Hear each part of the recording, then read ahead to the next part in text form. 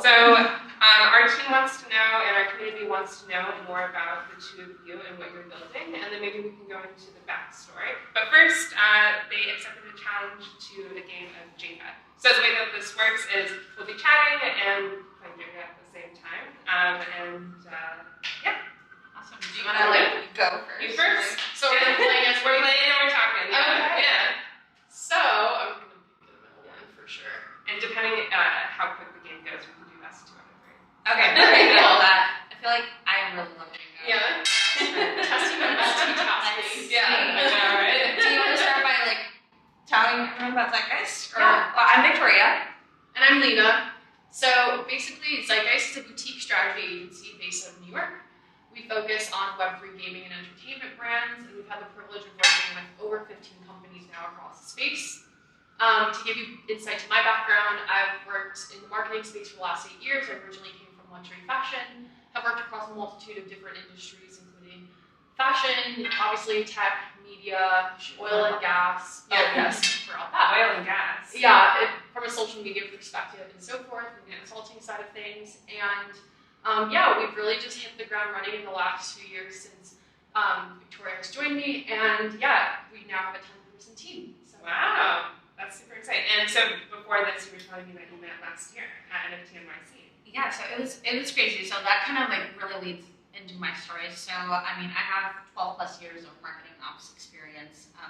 Again, very big variety of industries. I started in corporate, in hospitality and dining, and then I kind of pivoted to more supporting startups from an ops and marketing strategy level. And so Lena and I had both had our separate agencies at the time, and we're just kind of figuring out the space. Lena's been in Web3 a couple years longer than I. And I had been more of a student, so I was studying at Columbia Business, learned all about blockchain, started investing in crypto, and then from there, I realized there's a huge opportunity for brands that is really lacking. Whoa, it got too, hold on. And from there, I decided to buy a ticket to NFT New York last year, and just to learn and kind of connect and see what the space was all about. Lena and I bumped into each other at this VIP event that neither one of us had initially intended on being at. And it was just someone that we were hanging out with was like, hey, I've just wanted this, come with me. And when we first met, we always joked it was love at first sight. Had a really cool 10-minute conversation and realized that we had a lot of complementary skill sets. So, at the onset, it was really more about let's try freelancing on a project together, see how we like it. And that has really led to an amazing boutique strategy, flourishing agency in the space. And, I have the amazing opportunity to now co-found. So I'm the operating COO and she's the CEO. But I would say we definitely manage as a team and we divide and conquer every day. That's so sweet. I love that. Did you take blockchain courses at Columbia? No, I didn't. I was taking business essentials, but a professor was talking about it and written a book about blockchain and how it all started. So I picked up the book and it was very technically heavy, where there was a lot of terms that I didn't really get, and I was Googling a lot. But I'm actually at USC getting my master's, and there was a class about Web3 and community, and it piqued my interest. And so I was like, okay, I'll register for this and see what's going on. And it was amazing because the professor did a really great job of curating the content of her class as real life events were happening. And this was when the market went from bullish to bearish. And so it was really cool to see that transition and really learn what the space was evolving into.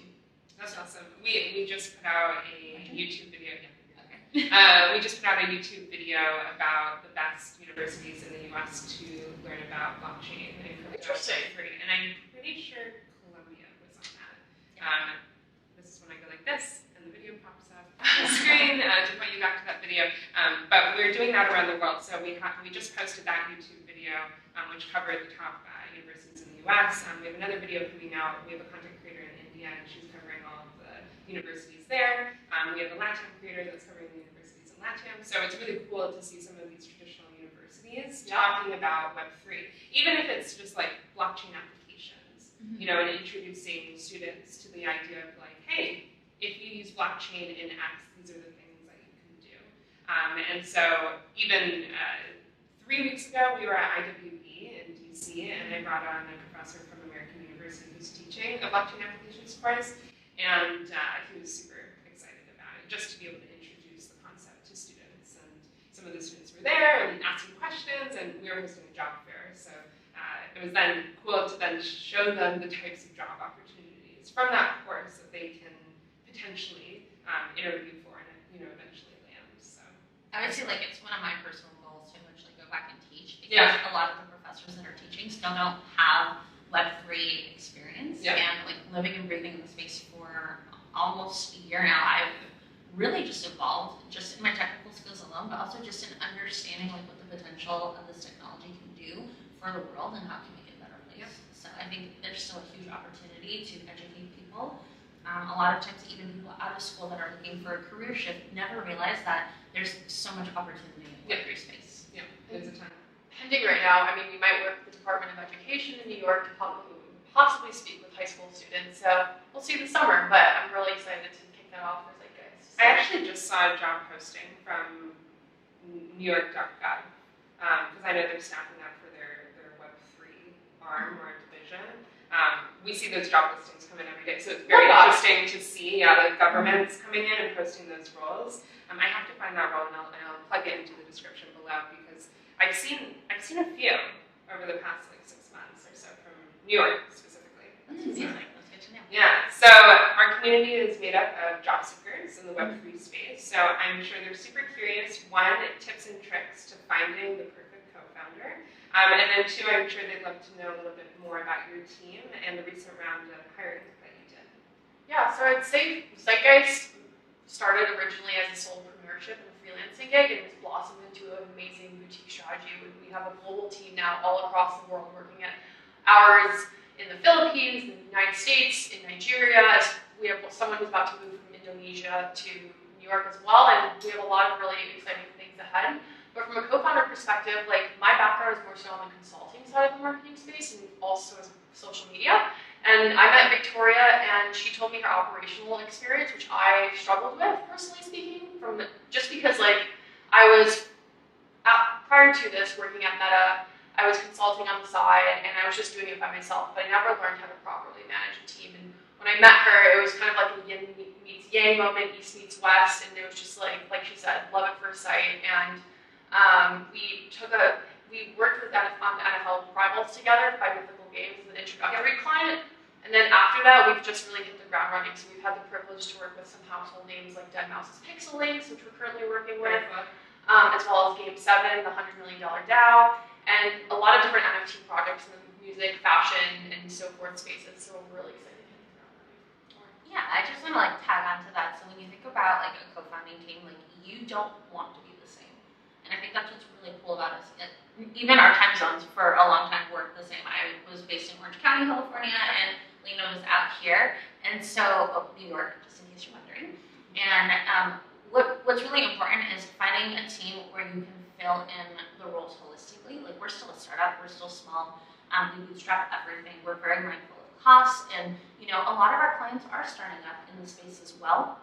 So we always tell people we treat your business like it's ours, and we really are very diligent with every decision that we make. We're really intentional with the people that we hire, because for us, at the end of the day, it's really about like coaching and helping them grow in their career. And I always tell people, like, when you work with us, we know it's not forever, but we want you to be the best that you can be. We want you to contribute here, and every role is really important.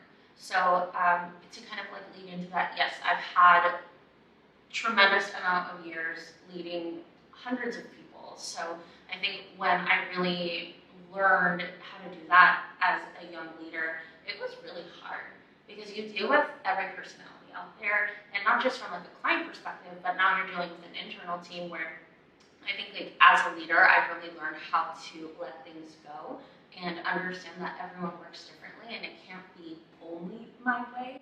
It's more, right? Like that's a record for her.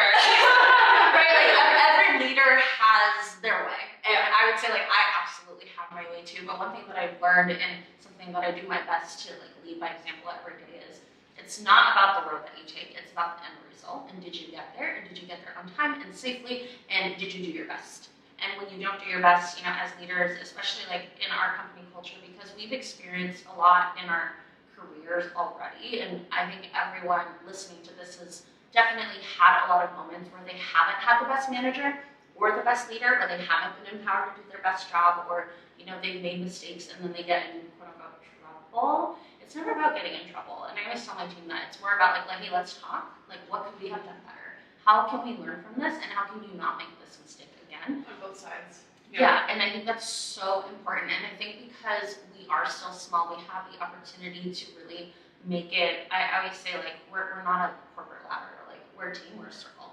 Like, everyone plays a specific role based on their current skill set.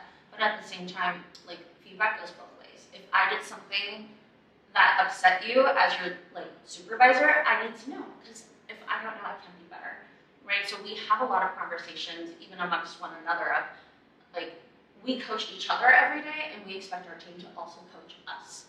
Hey, I didn't like the way that you gave me that brief. It was too ambiguous. I didn't understand. And so when I delivered you the work, I just felt like I put a lot of time into it, and I didn't give you what you wanted, and you weren't clear enough. And that really makes me think, like, okay, how can I, especially when you work with a global team, you don't have this, like, one-on-one interaction. Like, I can't play Jenga with my team. I really wish I could, but I can't, right? So it's always about, like, how can we, like, build that relationship of trust and transparency and, like, open-ended conversations. And I think it really starts as a leader with asking a lot of questions to understand, like, the behavior and why it's occurring, and then understanding, like, okay, like, there's a problem, here's the solution, moving forward, here's, like, what we're gonna change. And we have those constantly, every day, all day long. Sounds like a healthy team. Yeah, and we try to create a culture of continuous learning, radical transparency, like Victoria said. I mean, we operate like a circle, and we have some people with 15 plus years of experience on the team. We have some people with just a few years of experience, and we all are equally learning every day in the space, because, as you know, the only constant is change in 1-3. So, yeah. Whose turn? Was it mine? Yours. Oh, it's mine? Okay. All good. So you went through a round of hiring. Yes. Walk me through that process. So you knew exactly who you were hiring for when you went out to post? It wasn't like a general call to action, anybody submit their resumes? No. So we currently, like, again, we're really small and we're very intentional. I don't want to just hire someone and then, not have enough scope and then go from 30 hours a week to 5. Because we work with 1099 contractors. Mm-hmm. We're still a contract-based employer. We haven't grown to a point where we're able to W-2 everyone, right? And so with that being said, we're very careful on making sure that we have someone that has that was intense. And it's so hard to talk and play this at the same time. Ooh, I feel like, okay, yeah, I got this. So I would say for us, when we think about bringing someone on, we look to see, like, first, where are we struggling as founders? Like, where do we need help? Because it also, like, starts from the top. As we've been growing steadily, we're taking on more clients. We're saying yes to a lot more, but we can't do more, right? Like, we only have a certain amount of hours in a day, and something that we very much practice what we preach is, like, a really good, healthy work-life balance. So we're really considerate. We try to set boundaries, not just for our team, but also for one another, and support one another of, like, hey, this is a healthy work day. We both are very good at, like, being aware of, hey, we're pushing too much time. Like, how can we delegate some work? How can we ask for help? Things like that. So just we're not burning out and, like, performing less and giving out less quality work. So when we looked at this time, it was, where are we struggling? Where do we need help? What services are we offering as an agency, and what type of talents do we need? So we look at, like, your hard skills, right? We're looking at, for example, like, social media. Do you have experience in it? I personally, if you're applying for a social media role, the first thing I will do is I'll go look at your social media, right? I want to see how innately creative are you. I want to see, do you have a natural artistic eye? Am I going to have to coach you on, like, color theory and, like, spacing and font hierarchy? Because if I do, I really don't have the time to do that, right? I'm so busy every day. I would rather have someone that comes in with that skill set and maybe doesn't know how to apply it to a marketing Web3 strategy and teach them that than to teach them, like, fundamentals. So we always want people who have, like, a really strong fundamental skill set, but we also want people who are willing to adapt. So a lot of the questions that we ask in interviews are more of, like, how do you solve problems? I think as an agency and as a startup ourselves, working with so many startups, there's a lot of times where clients will give us things to do and not even realize that what they exactly want. So it's up to us to play this guessing game where it's very educated decision making, but it's a lot of like, how do I figure this out with minimal handholding? So whether it's like Google is my best friend, even as a founder, and like Lena and I Google every day. There's so many things we don't know, right? So I always tell my team, if you're asking me a question and you haven't Googled it, please don't ask me. I'm so happy to help you, but I want to know that you've done everything possible to figure it out. I don't like being asked questions just to reassure you that you feel like you're doing good or you're scared to make a mistake, because you're going to make a mistake. It's going to happen. I'm not going to yell at you. We're just going to try to fix it and make it better, right? But it's really about like, how innovative are you? Do you have an entrepreneurial spirit? Are you a good communicator? Do you have a good attitude? Right? Like sometimes when people get stressed, you know, there's like the Dr. Jekyll, Mr. Hyde situation that comes out. And for us, we're really focused on building a quality team and a quality culture. So, you know, if someone's going to lash out in anger or when they're upset or stressed, then that's probably not the person that I want on the team. So we definitely do vet them. We definitely look at references. If you are recommended by someone that we trust, we definitely pay a closer eye and attention to your resume over someone that we're just getting a blind submission for. Because I also ask people, like, why are you really looking for a job? How was your previous experience? Did you leave? Or did your employer ask you to leave? How long has the job break been? What are you doing to educate yourself with? What do you do in your spare time? Because a lot of, like Lena mentioned earlier, we really believe in like personal growth. What are you doing? What are your goals? How can I help you get there? Because I don't want anyone on the Zeitgeist team to be stagnant. Because I'm not stagnant. I'm always growing. So for Zeitgeist to grow, we need people that also are growth-minded, and that's something that we really pay attention to. And not only that, with the times. I mean, Zeitgeist means, for those that don't know, with the times, and for us, for us specifically speaking, I mean, you have to care about culture, and you have to care. You don't have to be into Web3. Obviously, Web3 is this new idea that is still so many people are trying to wrap their heads around, and obviously it takes, you know, quite a bit of time to understand the space holistically, but we care less that people understand the space really, but we care that they really are with culture. They want to understand trends better. They want to understand subcultures better, because every client and every ask every day is a completely new day, and it's a completely new strategy to wrap our heads around. So yeah. Wow. Yeah, I think for the job seekers that are listening to this, their question is most likely, what's the number one skill you look for in an applicant? So let's say you're looking at two equal applicants, both came, let's say, one from a reference, one from a random job board that you posted on. They're both social media. They both have very similar resumes. What's that one skill you're looking for that you'd say, yes, this is that person? For her. I want to see if you're a problem solver. How do you do that? I ask a lot of questions about, tell me about a time that you like failed. What did you do about it? Tell me about the hardest piece of feedback that you've ever gotten from a supervisor. What did you do about it? How did you take that? How did it feel?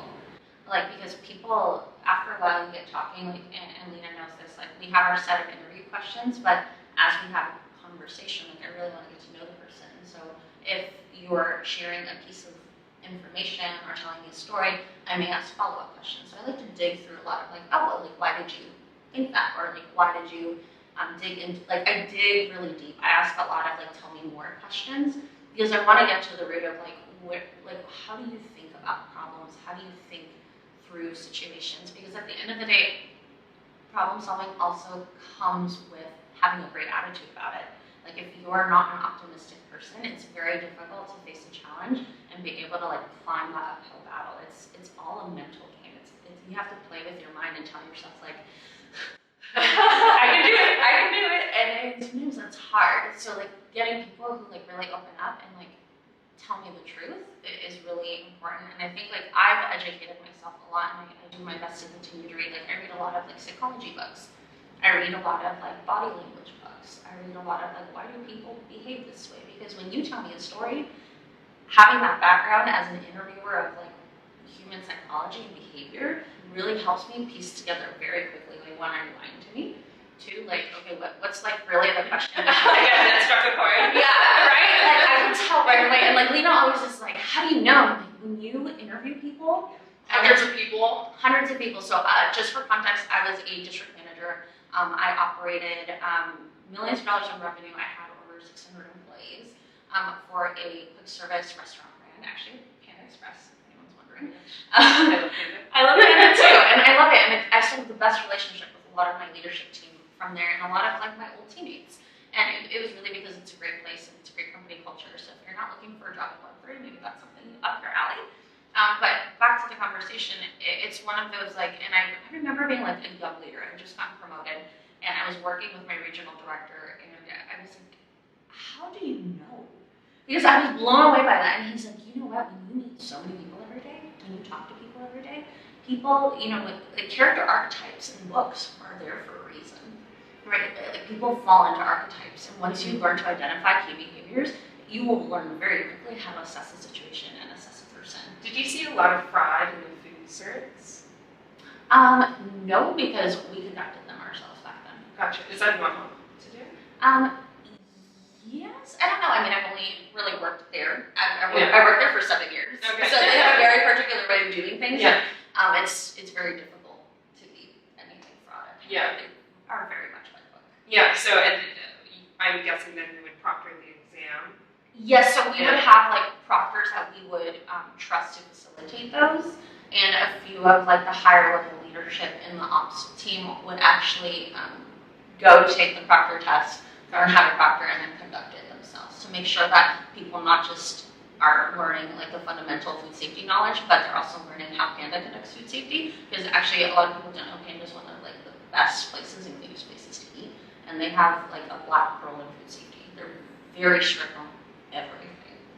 Wow. So when I'm just curious. I didn't mean to go there, but like she asked me. No, yeah. Well, I'm just curious because like within the food space, for instance, versus Web3, you have to have a food cert in order to be able to work. Like that is like fundamentally the one thing in order to work at Panda or anything with food. And that is not the same for Web3. There's not one certain skill. I've talked to a ton of people that are hiring, and usually it's that when I ask them the question of like, what's that one skill? They say open-mindedness, curiosity, passion, and these are like such soft skills that like, as for instance, Metaintro, if we give a job seeker a badge and we say, you know, it's curiosity or whatever, is that the one thing that's going to unlock that individual for that job? Versus like in the food industry, if we give somebody a food cert that's on chain, we know for a fact that gets them one step closer to landing the job because they have to have it. And so asking these questions are always really interesting to me because there isn't that one skill yet, or who knows ever, in Web3 that unlocks that opportunity for a job seeker. And so people are always asking me like, what's that one skill?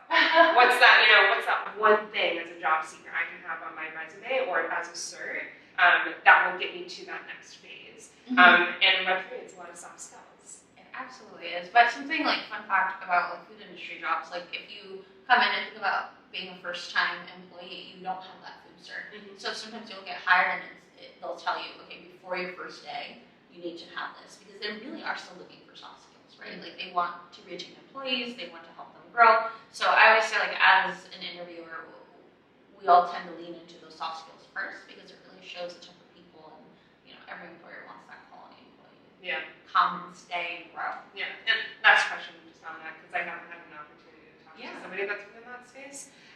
So when an individual job seeker gets that food cert, and let's say they leave from Panda, they take that with them to the next job, correct? Yeah, so every state has their own like food certification, food handler criteria. So it just depends on like where you live. But it goes on forever. I think I had mine for like a year after I left because I mean I didn't have to use it, but it's just one of those things that you have, you do, and it expires every 2 or 3 years. Okay, gotcha. Very interesting. Different world of recruiting. But anyways, as we're nearing our time, I think it's your turn.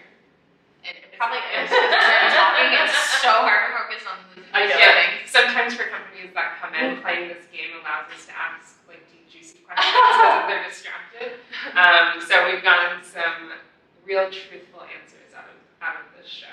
Just things of watching. I wish we could do this on NFT NYC stage. So. I know. Well, we'll be doing this at Consensus. Oh, fun. I'll be there. Oh, really? Yeah. Okay. We'd love to see you. Well, yeah, come on down. We'll be in the press room, so I'm really excited. They were excited about this.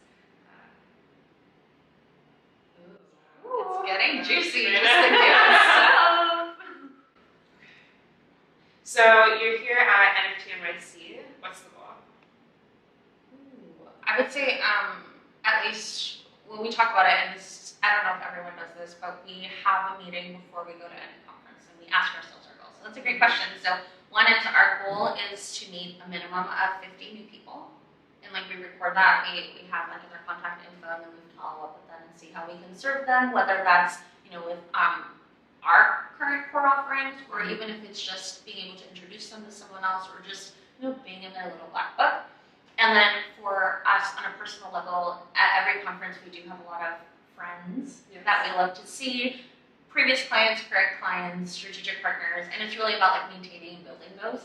So we really have a great time because it's a nice mix of both. Yeah. And we always say we're running a marathon, not a sprint. So it's Yep. conserving energy and just having quality conversations like this really matter to us. So those are the two main goals. And then on top of that, I would definitely say the learning aspect. So recently we went to Denver for the first time, which was absolutely amazing. It was our first experience seeing just the east side of things because we went to Solana Breakpoint, and that was amazing in November for the first time, and obviously FTX crashed and those interesting times. But with that being said, we try to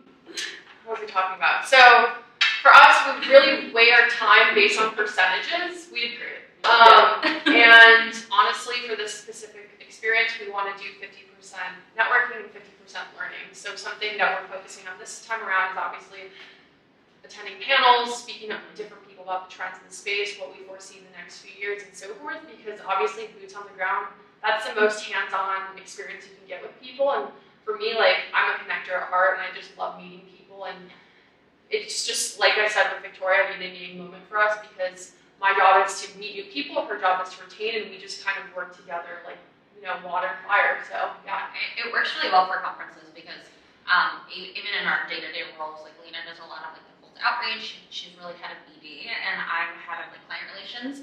So even at conferences, it's a lot of like me meeting with our current clients, and can I take you to coffee or lunch or whatever it is.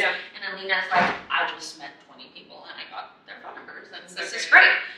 So that's really been cool, but also we have our first panel together at the conference, which I think is such a really cool full circle moment, because we did meet last year at NFT New York, and to be able to be here this year, to have the relationships, to have the clients that we have, to be able to activate 2 events while we're here, and then also speak. And then, fun fact, we found out that we were being featured in Times Square about the NASDAQ. Yeah, it was so exciting. It was such a dream moment. And my mom is actually here from LA helping me move to New York. So she got to see me in Times Square, which for me was pretty emotional. We sat there for like 20 minutes and ate Joe's Pizza. So it was really awesome. And we're just really grateful to be here. We're grateful for the relationships that we have with everyone in the space. We always get feedback. There are marketers, but there's not a lot of marketers that come to this. There's a really great community. And so when they see us actually coming and meeting and like understanding the space, buying NFTs, supporting platforms and projects, like it really also just levels up our knowledge and helps us stay current and helps us stay with the zeitgeist. Well, I appreciate both of you making the time to come in and play Jenga and talk to me about what you're building. It sounds great. Yeah, absolutely. Thank you so much. And to everybody that's watching, thank you for tuning in. You can check out all of our links below in the description, and we'll catch you next time. Thank you. Bye.